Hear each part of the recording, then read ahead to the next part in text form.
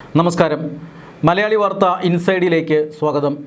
വയനാട് കള്ളാടി തുരങ്കപാതയിലുണ്ടായ അപകടത്തിൻ്റെ ഉത്തരവാദിത്വം മുൻ മുഖ്യമന്ത്രി പിണറായി വിജയനും പൊതുമരാമത്ത് മന്ത്രി മുഹമ്മദ് റിയാസിനും മുൻ ചീഫ് സെക്രട്ടറി എ ജയതിലകിനുമാണെന്ന സൂചനയാണ് ഹൈക്കോടതിയിൽ അമിക്കസ് ക്യൂറി സമർപ്പിച്ച റിപ്പോർട്ടിലുള്ളത്. ജീവന് ഭീഷണിയുണ്ടാക്കുന്ന കുറ്റകൃത്യം നടത്തിയെന്ന കുറ്റം ഉത്തരവാദിത്തപ്പെട്ടവർക്കെതിരെ നിലനിൽക്കുമെന്നാണ് ഹൈക്കോടതിയിൽ സമർപ്പിച്ച റിപ്പോർട്ടിലുള്ളത്. റിയാസിന് ഇമേജും സാമ്പത്തിക ലാഭവും ഉണ്ടാക്കി കൊടുക്കാനാണ് മുഖ്യമന്ത്രിയും ചീഫ് സെക്രട്ടറിയും ശ്രമിച്ചത്. തുരങ്കപാതയിൽ ദുരന്ത സാധ്യതയുണ്ടോ എന്ന് പരിശോധിക്കാൻ നിർവഹണ ഏജൻസിയായ കൊങ്കൺ റെയിൽവേ വയനാട് ജില്ലാ ദുരന്ത നിവാരണ അതോറിറ്റിക്ക് നൽകിയ കത്തിൽ അതിൻ്റെ ആവശ്യമില്ലെന്ന് ചീഫ് സെക്രട്ടറി അധ്യക്ഷനായ സംസ്ഥാന ദുരന്ത നിവാരണ അതോറിറ്റി സ്റ്റേറ്റ് എക്സിക്യൂട്ടീവ് കമ്മിറ്റി തീരുമാനിക്കുകയായിരുന്നു. ചീഫ് സെക്രട്ടറി എ ജയതിലകാണ് അജണ്ട കൊണ്ടുവന്നത്.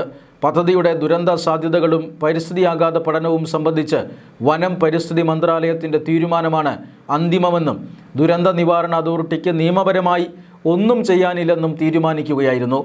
കൊങ്കൺ റെയിൽവേയുടെ കത്ത് പരിഗണിക്കാൻ പോലും പാടില്ലായിരുന്നു എന്നായിരുന്നു നിരീക്ഷണവും. ഈ തീരുമാനം നിയമവിരുദ്ധമാണെന്ന് അമിക്കസ് ക്യൂറി ഹൈക്കോടതിയെ അറിയിച്ചിട്ടുണ്ട്. തുരങ്കപാതയുടെ നിർമ്മാണം നടപ്പിലാക്കി കമ്മീഷൻ അടിക്കുക എന്ന ലക്ഷ്യമാണ് പിണറായി സർക്കാരിന് ഉണ്ടായിരുന്നത്. 2025 സെപ്റ്റംബർ 31 തുരങ്കപാത നിർമ്മാണം ഉദ്ഘാടനം നടത്തിയത്. കഴിഞ്ഞ മാർച്ച് 6 തുരങ്കപാത നിർമ്മാണത്തിനായി ആദ്യ സ്ഫോടനം നടത്തിയത്. നിലവിൽ 3 ഷിഫ്റ്റുകളായി ഈ ഭാഗത്ത് നിർമ്മാണം പുരോഗമിക്കുന്നു. വലതുവശത്തെ തുരങ്കം ഏറെ ദൂരം മുന്നോട്ട് പോയി. ഇത് കഴിഞ്ഞായിരിക്കും രണ്ടാമത്തെ തുരങ്കത്തിൻ്റെ നിർമ്മാണം നടക്കുക. തുരങ്കത്തിൽ നിന്ന് എടുക്കുന്ന കല്ലുകൾ അവിടെ തന്നെയുള്ള ക്രഷർ യൂണിറ്റുകൾ ഉപയോഗിച്ച് പൊടിച്ചും ചെറു കഷ്ണങ്ങളാക്കിയും നിർമ്മാണത്തിന് തന്നെ ഉപയോഗിക്കുകയാണ്. വയനാട് കള്ളാടിയിൽ 7 പേരുടെ മരണത്തിനിടയാക്കിയ മണ്ണിടിച്ചിൽ ദുരന്തത്തിൽ സംസ്ഥാന ദുരന്ത നിവാരണ അതോറിറ്റിക്കെതിരെ രൂക്ഷ പരാമർശമാണ് അമിക്കസ് ക്യൂറി റിപ്പോർട്ടിലുള്ളത്. പാലത്തിന് സമീപം കൂട്ടിയിട്ട മണ്ണ് അപകട സാധ്യതയുണ്ടാക്കുമെന്ന് ചൂണ്ടിക്കാട്ടി അത് നീക്കം ചെയ്യാൻ ജില്ലാ ദുരന്ത നിവാരണ അതോറിറ്റി 5 തവണ ആവശ്യപ്പെട്ടിട്ടും സംസ്ഥാന ദുരന്ത നിവാരണ അതോറിറ്റി തയ്യാറായില്ലെന്ന് റിപ്പോർട്ടിൽ പറയുന്നു. പലതവണ മുന്നറിയിപ്പ് നൽകിയിട്ടും രേഖാമൂലം ആവശ്യപ്പെട്ടിട്ടും സംസ്ഥാന അതോറിറ്റി ഉത്തരവാദിത്വത്തിൽ നിന്ന് ഒഴിഞ്ഞുമാറിയതിനാൽ നിയമപരമായ വീഴ്ചയാണുണ്ടായത്. ഒരു സ്ഥലത്ത് കൂട്ടിയിട്ട 1 ലക്ഷം ക്യൂബിക് മീറ്റർ മാലിന്യമടങ്ങിയ മനുഷ്യനിർമ്മിത മൺകൂനയാണ് തകർന്നു വീണത്. പദ്ധതിയുടെ ദുരന്ത സാധ്യത കൈകാര്യം ചെയ്യുന്നതിൽ വേണ്ടത്ര ശ്രദ്ധയോ നിയന്ത്രണമോ ഉണ്ടായിരുന്നില്ലെന്നാണ് ഇത് സൂചിപ്പിക്കുന്നത്. മനുഷ്യനിർമ്മിത ദുരന്തമാണുണ്ടായത് എന്നാണ് മന്ത്രിമാരടക്കം ആദ്യം അഭിപ്രായപ്പെട്ടത്. ദുരന്ത സാധ്യത തുറന്നു കാട്ടിയിട്ടും പരിസ്ഥിതി അനുമതിയുണ്ടെന്ന കാരണം പറഞ്ഞ് സംസ്ഥാന ദുരന്ത നിവാരണ അതോറിറ്റി വിഷയത്തിൽ ഇടപെടാതെ ഫയൽ മടക്കുകയായിരുന്നു. ദുരന്ത സാധ്യതയുള്ള ഏത് നിർമ്മാണവും പരിശോധിക്കാൻ KSDMAക്ക് അധികാരമുണ്ട് എന്നിരിക്കെ അപകട മുന്നറിയിപ്പ് ഉണ്ടായിട്ടും മൺകൂന മാറ്റാതിരുന്നത് കുറ്റകൃത്യമാണ്. അതിനാൽ ജീവൻ ഭീഷണിയുണ്ടാക്കുന്ന കുറ്റകൃത്യം നടത്തിയെന്ന കുറ്റം ഉത്തരവാദിത്തപ്പെട്ടവർക്കെതിരെ നിലനിൽക്കും. ഇക്കാര്യത്തിൽ പോലീസ് വിശദ അന്വേഷണം നടത്തണം. വിഷയത്തിൽ ഇടപെടേണ്ടെന്ന് ജൂൺ 1 KSDMA സംസ്ഥാന എക്സിക്യൂട്ടീവ് കമ്മിറ്റി എടുത്ത തീരുമാനം നിയമവിരുദ്ധമാണ്.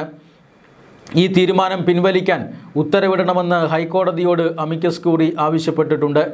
വയനാട് മുണ്ടക്കൈ ദുരന്തവുമായി ബന്ധപ്പെട്ട് ഹൈക്കോടതി സ്വമേധയാ സ്വീകരിച്ച ഹർജിയിലാണ് കള്ളാടി വിഷയം കോടതി പരിഗണിച്ചത്. കഴിഞ്ഞ തവണ കേസ് പരിഗണിച്ചപ്പോൾ കോടതി നിർദ്ദേശിച്ച പ്രകാരം മൃതദേഹം ബന്ധുക്കൾക്ക് വിട്ടു നൽകുന്നതടക്കം കാര്യങ്ങൾ നടപ്പാക്കിയതായി സർക്കാർ അറിയിച്ചു. അമിക്കസ് ക്യൂറി റിപ്പോർട്ടിലടക്കം മറുപടി നൽകാൻ നിർദ്ദേശിച്ച് justice AK Jayasankar Nambiar, justice AK Preetha എന്നിവരടങ്ങുന്ന ഡിവിഷൻ ബെഞ്ച് ഹർജി വീണ്ടും അടുത്ത വെള്ളിയാഴ്ച പരിഗണിക്കാൻ മാറ്റി. സംസ്ഥാന സർക്കാർ, പൊതുമരാമത്ത് വകുപ്പ്, ദുരന്ത നിവാരണ അതോറിറ്റി തുടങ്ങിയവർ ഉത്തരവാദിത്വത്തിൽ നിന്ന് മാറി നിൽക്കരുതെന്ന് ഹൈക്കോടതിയിൽ സമർപ്പിച്ച റിപ്പോർട്ടിൽ അമിക്കസ് ക്യൂറി പറയുന്നു. ദുരന്തത്തിൽ പരിസ്ഥിതി അനുമതി വ്യവസ്ഥകളുടെ ലംഘനം ഉണ്ടായിട്ടുണ്ടെന്നും നിർദ്ദേശങ്ങൾ പാലിക്കാതിരിക്കുന്ന ഉദ്യോഗസ്ഥർക്കും കമ്പനികൾക്കുമെതിരെ ക്രിമിനൽ നടപടികളും ദുരന്ത നിവാരണ നിയമപ്രകാരമുള്ള ശിക്ഷാ നടപടികളും സ്വീകരിക്കണമെന്നും റിപ്പോർട്ടിൽ പറയുന്നുണ്ട്.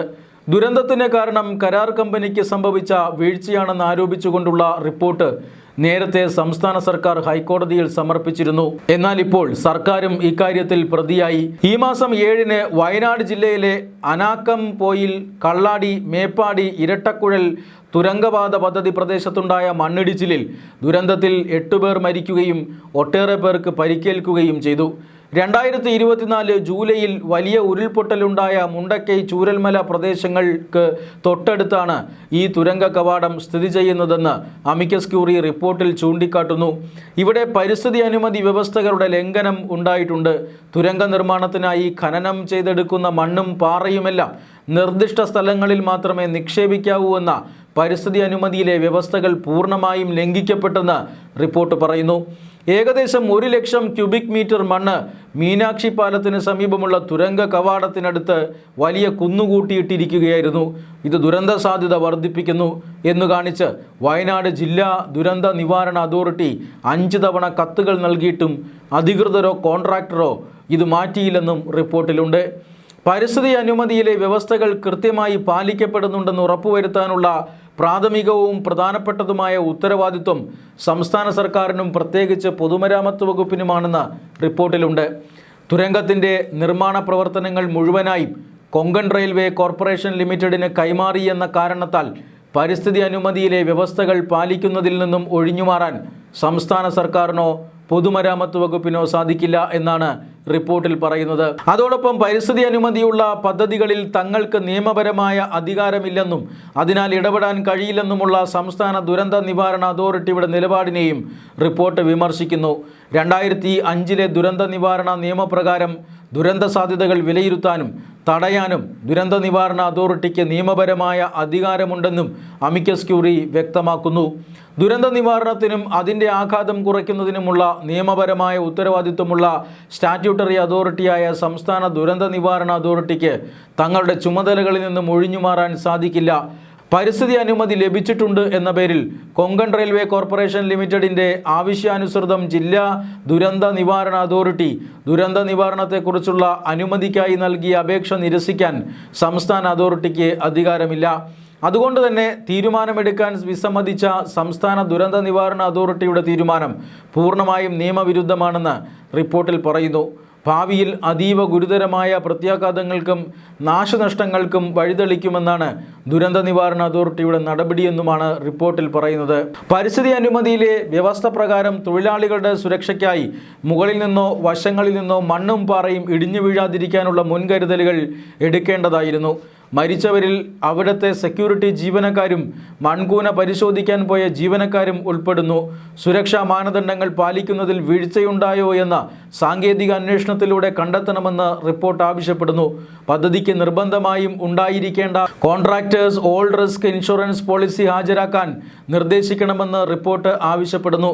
മരണപ്പെട്ടവരുടെ കുടുംബങ്ങൾക്കും പരിക്കേറ്റവർക്കും പൊതുമുതൽ നശിപ്പിച്ചതിനും മീനാക്ഷി പാലം തകർന്നതുൾപ്പെടെ നഷ്ടപരിഹാരം ഉറപ്പാക്കാൻ ഇൻഷുറൻസ് കമ്പനിയെ സമയബന്ധിതമായി വിവരമറിയിക്കണം.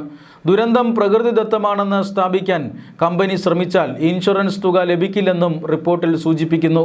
മാത്രമല്ല, പദ്ധതിയുടെ നിർമ്മാണ കരാർ ഏറ്റെടുത്ത ദിലീപ് ബിൽഡ്കോൺ ലിമിറ്റഡ് എന്ന കമ്പനിയുടെ പശ്ചാത്തലവും റിപ്പോർട്ട് പരിശോധിക്കുന്നുണ്ട്.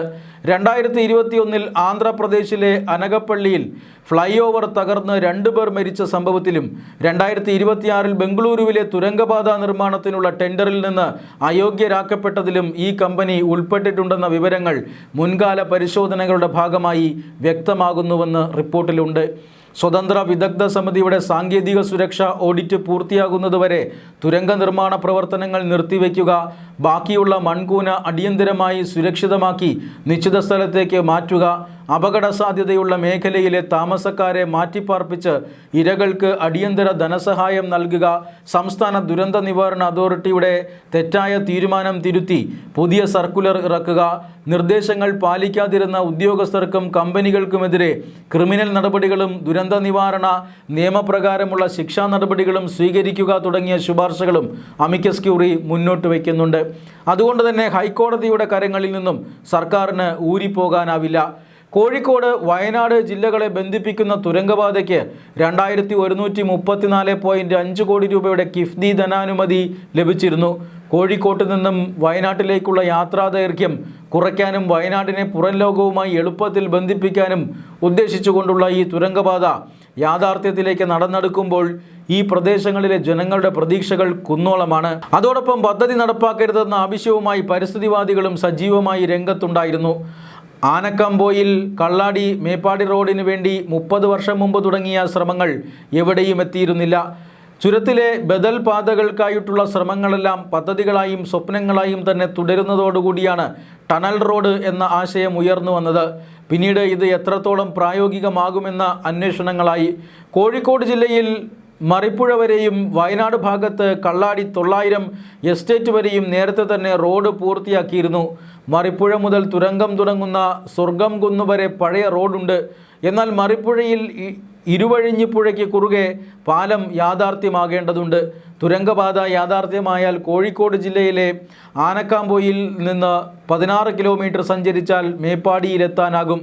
കേവലം ഒരു പാത എന്നതിനപ്പുറം കോഴിക്കോട്, വയനാട്, മലപ്പുറം ജില്ലകളുടെ വികസനത്തിനും ടൂറിസം പദ്ധതികൾക്കും പദ്ധതി ഏറെ നിർണായകമാവുകയാണെന്നാണ് കരുതപ്പെടുന്നത്.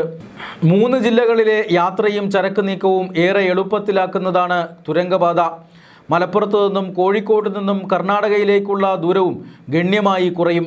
തുരങ്കവുമായി ബന്ധിപ്പിക്കുന്ന അനുബന്ധ റോഡുകളുടെ നവീകരണങ്ങൾ ഇപ്പോൾ നടന്നുവരികയാണ്. സംസ്ഥാനത്തെ ഏറ്റവും വലിയ തുരങ്കപാതയുടെ നിർമ്മാണം സർക്കാർ ഏൽപ്പിച്ചിരിക്കുന്നത് കൊങ്കൺ റെയിൽവേ കോർപ്പറേഷനെ തന്നെയാണ്. വനഭൂമി നഷ്ടപ്പെടുത്താതെയും ഒരു മരം പോലും മുറിക്കാതെയും തുരങ്കപാത യാഥാർത്ഥ്യമാക്കാനാകുമെന്ന് മുൻ സർക്കാരിൻ്റെ കാലത്ത് പ്രാഥമിക പഠനം നടത്തിയ ടണലിന് സർവേ ഏജൻസിയായ റൂബി സോഫ്റ്റ് കണ്ടെത്തിയിരുന്നു. പിണറായി സർക്കാർ ആദ്യ ബജറ്റിൽ തന്നെ 20 കോടി പ്രാഥമിക നടപടികൾക്ക് അനുവദിച്ചു. പാതയുടെ വിശദ പദ്ധതി രേഖ തയ്യാറാക്കലും നിർമ്മാണവും 2 വർഷം മുമ്പാണ് സർക്കാർ കൊങ്കൺ റെയിൽവേ കോർപ്പറേഷനെ ഏൽപ്പിച്ചത്. അവർ പാതയുടെ അലൈൻമെൻറ്റ് തയ്യാറാക്കി 6 മാസത്തിലേറെ കാലം കൊങ്കൺ റെയിൽവേ കോർപ്പറേഷൻ അധികൃതർ ആനക്കാമ്പോയിലും കള്ളാടിയിലും ക്യാമ്പ് ചെയ്ത് നടത്തിയ പരിശോധനകൾക്കും പഠനങ്ങൾക്കും ഒടുവിലാണ് ഈ പദ്ധതിയുടെ വിശദമായ പദ്ധതി രേഖ തയ്യാറാക്കിയത്. പൊതുമരാമത്ത് വകുപ്പ് അംഗീകരിച്ചതോടുകൂടിയാണ് ഭരണാനുമതി ലഭിച്ചത്. പൊതുമരാമത്ത് മന്ത്രിയായിരുന്ന മുഹമ്മദ് റിയാസിൻ്റെ സ്വപ്നമായിരുന്നു തുരങ്കപാത. കോടികളുടെ അഴിമതിയാണ് പാതാ നിർമ്മാണത്തിലൂടെ ലക്ഷ്യമിട്ടത്. 3ാം പിണറായി സർക്കാർ അധികാരത്തിൽ വരില്ലെന്ന് മനസ്സിലാക്കി വളരെ പെട്ടെന്ന് നിർമ്മാണം ആരംഭിക്കുകയായിരുന്നു. കൊങ്കൺ റെയിൽവേ ആവശ്യപ്പെട്ട പരിസ്ഥിതി പഠനം നൽകിയിരുന്നുവെങ്കിൽ ഒരു കാരണവശാലും പാതാ നിർമ്മാണം നടക്കില്ലായിരുന്നു. അപ്പോൾ 8 പേരുടെ മരണത്തിന് ഉത്തരവാദി കഴിഞ്ഞ സർക്കാർ തന്നെയാണ് എന്ന് വരുന്നു.